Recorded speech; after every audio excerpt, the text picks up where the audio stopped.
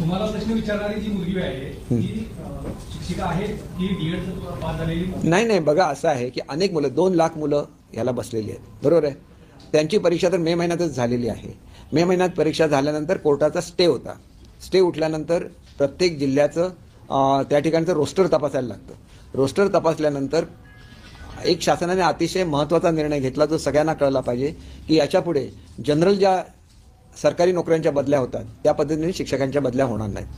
त्यांना स्थैर्य लाभलं पाहिजे आणि त्याच्याचबरोबर शिक्षणाचा दर्जासुद्धा सुधारला पाहिजे.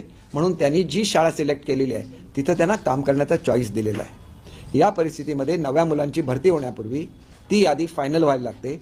त्याप्रमाणे प्रत्येक जिल्हा परिषदेने मागणी करायला लागते आणि ही मागणी करायची शेवटची तारीख त्यांना 5 डिसेंबर आहे आणि 5 डिसेंबरपर्यंत प्रत्येक जिल्हा परिषदेने मागणी करायलाच लागेल. आणि मग आपल्याला कुठला जिल्हा पाहिजे त्याप्रमाणे चॉईस हा त्या मुलांना असतो जे सिलेक्ट झालेले आहेत. त्याच्यामुळे जो मनुष्य लिस्टमध्ये वरचा आहे त्याला अगोदर चान्स असणार त्याचा जिल्हा निवडण्याचा. अशा पद्धतीने प्रत्येकाचे जिल्हे निवडले जातात, त्यांना त्या त्या जिल्ह्यामध्ये पोस्टिंग दिली जाते आणि नंतर ही प्रक्रिया पूर्ण होते. ही प्रक्रिया प्रत्येक शिक्षक भरतीमध्ये राबवली जाते. ज्यांना शिक्षकांमध्ये भरती व्हायची आहे त्यांना माहिती आमची परीक्षा झालेली आहे, साईट ओपन झालेली आहेत, त्यांनी जी माहिती भरलेली आहे ती व्हेरीफाय करायची होती ती झालेली आहे आणि ती झाल्यानंतर जिल्हा परिषदा आपापलं जाहिरात देत असतात म्हणजे मला किती शिक्षक पाहिजेत आणि त्याच्यावर इच्छुक मुलाने आपल्या जिल्ह्याचा चॉईस करायचा असतो. तर ती प्रक्रिया 5 डिसेंबरला सुरू होणार आहे. त्याच्यामध्ये नाही इन सर्व्हिस नाही हो. डीएडला बघा आमच्याकडे जे कॅन्डिडेट येतात, कॅन्डिडेटचे सिलेक्शनला येतात त्याला त्यांचं कॅरेक्टर सर्टिफिकेट आम्ही मागवतो. का मागवतो? अहो मुलांनी शिस्त पाळली पाहिजे असं मी त्या मुलीला सांगितलं. ह्याच्यामध्ये काय चूक आहे का? चूक असलं तर तुम्ही मला सांगा. ज्या मुलीला शिक्षक व्हायचं आहे त्यांनी शिस्तीचं पालन करायचं नाही तर तुम्ही मला सांगा शिस्तीचं पालन करायचं नाही, मी ते मान्य करेन. विद्यार्थ्यांचा असा आरोप आहे की शिक्षक मंत्री आम्हाला वेळ देत नाहीयेत. मग वेळ देत नाहीत कसा? मी तर तिथं गेलेलो होतो. प्रत्येक वेळेला इथं जो आलेला आहे आमच्याकडे समजा आझाद मैदानावर त्या दिवशी उपोषण झालं, मी स्वतः त्यांना भेटायला गेलो. तुम्ही दाखवा मला कधी भेटत नाहीत ते. असं आहे की आता तुम्ही गृहीत धरा तुम्ही आमच्या कमिशनरना मी तुम्हाला हे करायला सांगतो त्यांच्याकडे किती मुलं येऊन बसतात, कशा तऱ्हेने वागतात आणि अशी मुलं जर उद्या शिक्षक झाली परिणाम कशावर? शिक्षण खात्यावर होणार ना. मग त्यांना व्यवस्थित वागण्याचं बंधन नाही आहे का त्यांच्यावर? आणि असं न वागणारी मुलं आहेत त्यांना आम्ही क्वालिफाय करावं का? तुम्ही उत्तर द्या ना. का क्वालिफाय करावं? नियमावली करावी. नियमावली हे बघा बोलण्याबद्दल कोणी हे बघा माझ्याबद्दल बोलण्याबद्दल मी तिला बोललो का? माझं ऐका ना साहेब, माझं ऐका.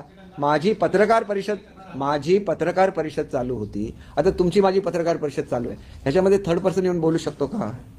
ही is not entitled to speak unless my press conference is over. Press conference संपेपर्यंत ती मुलगी थांबू शकली असती ना.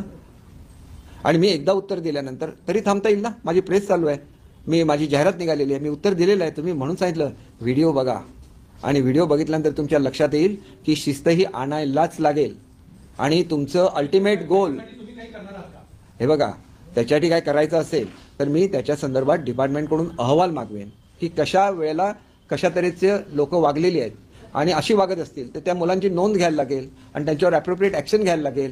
परंतु मी इथे ॲक्शन घेतलेली नाही आहे साहेब. असं बोललं म्हणजे कोणाचा अपमान झाला का? बोलायला लागतं. तुम्ही तुमच्या मुलाला दाटवत नाही का? मी त्यांच्याकडे लहान मुलं म्हणून बघतो, मी त्यांच्याकडे माझे शत्रू म्हणून नाही बघत. परंतु वॉर्न करायलाच लागतं की शिस्त पाळ हे सांगायलाच लागतं आणि मी ते सांगितलेलं आहे. त्याच्यामध्ये काहीही चुकीचं आहे असं मला वाटत नाही. प्रत्येकाने शिस्त पाळली पाहिजे. मला कोणीही भेटू शकतं, माझ्याशी कोणीही बोलू शकतं, परंतु ते कधी बोलावं ह्याला स्वमर्यादा आहे. आता माझी प्रेस कॉन्फरन्स चालू आहे त्याच्यामध्ये येऊन कोणी बोलू शकत नाही. त्यांनी थांबलं पाहिजे. माझे प्रेस कॉन्फरन्स 5 मिनिटात संपते, 10 मिनिटात संपते. सर एक मराठी प्रश्न आहे सर. प्रकाश आंबेडकर यांनी सांगितलं की प्रकाश आंबेडकरांचं विधान आहे की 6 डिसेंबर नंतर राज्यात जातीय दंगली घडवून आणण्याचा प्रयत्न होईल. नाही बघा ते ज्येष्ठ नेते आहेत, त्यांनी काय केलेल्या विधानाबद्दल मी काय बोलणं चुकीचं आहे. तुम्ही त्याच्याबद्दल त्यांना विचारू शकता, मला विचारून काय सांगा. बीड में जो वीडियो वायरल हुआ उस वक्त मेरी प्रेस कॉन्फ्रेंस चल रही थी. एक इच्छुक कैंडिडेट जिन्होंने अप्रोच किया है टीचर्स भर्ती के लिए, वो आके मुझे सवाल कर रही, तो मैंने उनको बोला कि मेरी प्रेस चल रही है और मैंने उनका जवाब भी दे दिया. फिर जब प्रेस चल रही है और जब रिकॉर्डिंग चल रहा है तो मैं उनके साथ बात नहीं कर सकता, मैं प्रेस के साथ ही मुझे बात करनी चाहिए. फिर भी वो बोलती रही तो मैंने उनको बोला कि आपको आगे चढ़ के टीचर बनना है और टीचर बन के आपको स्टूडेंट को डिसिप्लिन सिखानी है, तो डिसिप्लिन का पालन आपको भी करना पड़ेगा ताकि हमारे बच्चे डिसिप्लिन बने। और मेरा अल्टीमेट गोल सिर्फ यहाँ के बच्चे हैं, टीचर्स उनको सिखाने का एक जरिया है, इसीलिए आपको डिसिप्लिन का पालन करना है। हाँ, तो ये बोलना कुछ गलत बात नहीं है, और उसके बाद भी कुछ बोलते रहे तो मैंने उनको बोला कि आप ऐसे ही करते रहेंगे तो इसके बारे में एक्शन लेनी पड़ेगी। और मैंने आज तक किसी पे एक्शन नहीं लिया है, लेकिन ये बर्ताव ऐसे ही होते रहा तो आगे चल के बच्चों का फ्यूचर भी बनाना है, और उसके लिए डिसिप्लिन बिहेवियर तो करना ही पड़ेगा। हर किसी को जो चाहता है कि इस फील्ड में आए तो उसको डिसिप्लिन रहना पड़ेगा।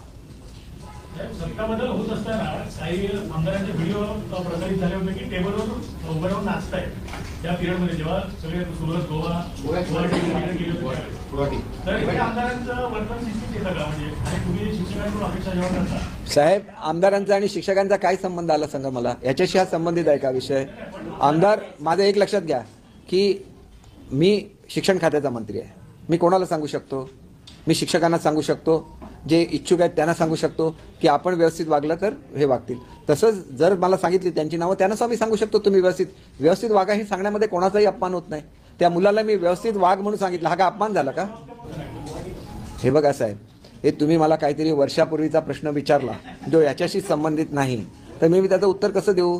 तुम्ही मला शालेय शिक्षणाच्या संदर्भात सांगा की टीचर्सनी मिसबिहेव केलं तर मुलं उद्या काय करणार आहेत? मुलं मिसबिहेव करणार की करणार नाहीत? मुळात प्रश्न विचारणं हा गुन्हा नाही आहे, परंतु दुसऱ्याच्या प्रेस कॉन्फरन्समध्ये आपण घुसणं हा निश्चितपणे चुकीची बाब आहे। आणि म्हणून एक गोष्ट लक्षात घेत नाही की ती मुलगी प्रेस कॉन्फरन्सच्या मध्ये आली, हाच ऑब्जेक्शनल पार्ट आहे। तिने मला प्रश्न विचारल्याबद्दल मला कुठलंही ऑब्जेक्शन नाही, मी शांतपणे सगळ्यांच्या प्रश्नाची उत्तरं देऊ शकतो। परंतु मीडियावर जेव्हा प्रेस चालू आहे त्याला मध्येच तुम्ही दुसरे ठेवले तर मग तिने सुद्धा त्याचा फायदा घेतला पाहिजे आणि सिलेक्ट झालं पाहिजे। मी काय हे सांगितलेलं नाही आहे की तू मला प्रश्न विचारल्याबद्दल तुला हे करतो। मुळात तुम्ही एक गोष्ट लक्षात घेत नाही की प्रेस कॉन्फरन्समध्ये कोणीतरी मध्ये येऊन असं वर्तन करणं योग्य आहे की अयोग्य आहे, याचं मला तुम्ही उत्तर द्या। प्रोसेस चालू आहे ना, प्रोसेस चालू असल्यानंतर सॅटिस्फाय झालं पाहिजे की प्रोसेस चालू आहे, प्रोसेस चालू आहे म्हणजे त्यांना न्याय मिळणार। प्रोसेस आज शाळा सुरू झालेल्या आहे आणि तुम्ही आता यानंतर आरोग्यासंदर्भातले खूप चांगले उपक्रम सुरू करताय। माझी शाळा सुंदर शाळा सुद्धा आरोग्य लवकर उपक्रम सुरू करा, त्या संदर्भात काय? हे बघा, मी जे अनेक चांगले उपक्रम चालू केलेले आहेत त्याच्यामध्ये माझी शाळा सुंदर शाळा हे मुख्यमंत्री महोदयांचं एक ड्रीम प्रोजेक्ट आहे। दुसरी गोष्ट लक्षात घेतली पाहिजे की ज्या दत्तक शाळेच्या बद्दल आपण बोलता, आपले सगळ्यात जास्त मार्क्स कट कशामध्ये होतात? आपण 1 नंबरवर ज्याला भारतामध्ये यायचं म्हणतो त्यावेळेला जे इन्फ्रास्ट्रक्चर आहे शाळांचा, ह्याच्यामध्ये आपल्याला फक्त 35% गुण मिळतात। याचं कारण काय आहे? आपण शाळांची संख्या खूप वाढवली मागच्या काळामध्ये आणि त्या मेंटेन करण्या एवढे पैसे हे जिल्हा परिषदांकडे नसतात आणि CSRचे पैसे हे NGOंकडे जातात आणि ते शिक्षकांचं ट्रेनिंग किंवा अन्य बाबीवर खर्च करतात। हेच पैसे जर मुलांच्यासाठी असलेलं शाळांचं इन्फ्रास्ट्रक्चर सुधारण्यासाठी खर्च झाले तर आपण भारतामध्ये पहिल्या क्रमांकावर येऊ शकतो। हा एक भाग झाला आणि मुलांना चांगल्या सुविधा मिळू शकतात आणि त्याच्यामुळे लक्षात घेतलं पाहिजे की मुलं हे केंद्रबिंदू आहे। म्हणून 5 तारीखला आम्ही वाचन आमचं जे हे अभियान आहे त्याची सुद्धा सुरुवात करतोय, ॲडॅप्टर स्कूलची सुरुवात करतोय। त्याच्यामध्ये अनेक गोष्टी ज्या नव्याने महाराष्ट्रामध्ये सुरू करतायत ह्याची सगळ्याची सुरुवात आम्ही 5 तारीखला करतोय।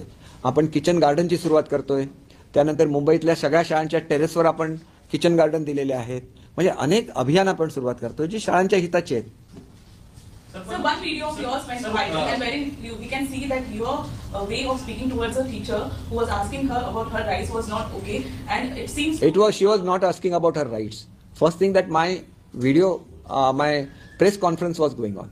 Anybody who wants to talk to me should wait for that press conference to be over, and that is not a discipline.